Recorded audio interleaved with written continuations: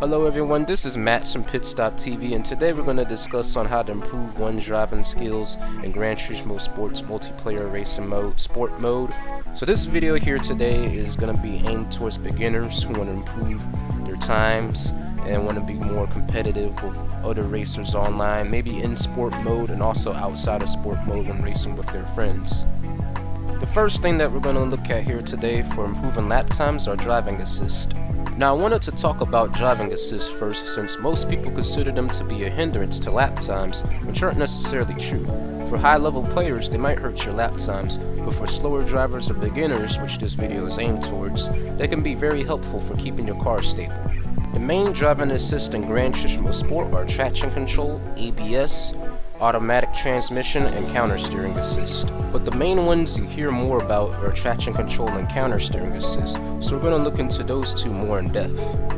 Traction control can help prevent your car from spinning out when edged in corners. If it's set too high, it can cut power from the car's engine, and as a result you will lose speed.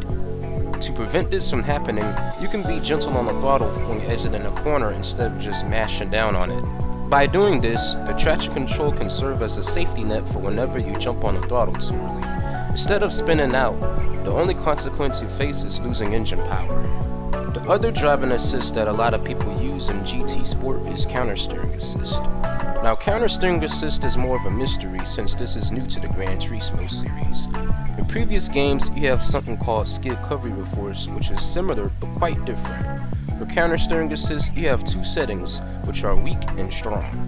It seems that both settings can help make your car more stable and your inputs more smoother if you're using a controller. Many people who use this assist say that they're able to shave a couple of seconds off of their lap times when using it, but personally, I haven't really found a difference in my lap times when I use counter steering assist. At the end of the day, use whatever is more comfortable for you to use. Some people can be quick with using some assist, and others can also be fast without using them at all. Now moving on to braking. Many beginners or slower drivers in GT Sport either brake too early, which gives them very slow lap times, or they brake too late, which causes them to go off track a lot. A useful aid to help with braking are cone markers. Cone markers are extra trackside objects you can enable that will give you visual cues on when to brake, and also when to turn into the apex of a corner. If you see two cones next to each other, then that is your cue to brake. If you see a cone near the inside of a corner, then that is your cue to turn into the corner. Eventually, you want to get used to using other trackside objects as cues for braking, since these cones can be knocked off by other players during a race. Either way, they're still good to use for learning track layouts. The last thing we'll look at today is consistency. During qualifying and racing in sport mode, consistency is key.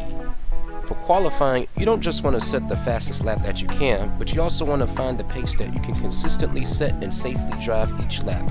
This pace should translate over to the actual race and will help you capitalize on the mistakes that other drivers will make during the race, because there will definitely be plenty of people online in these races missing their braking points and spinning out of corners in a race.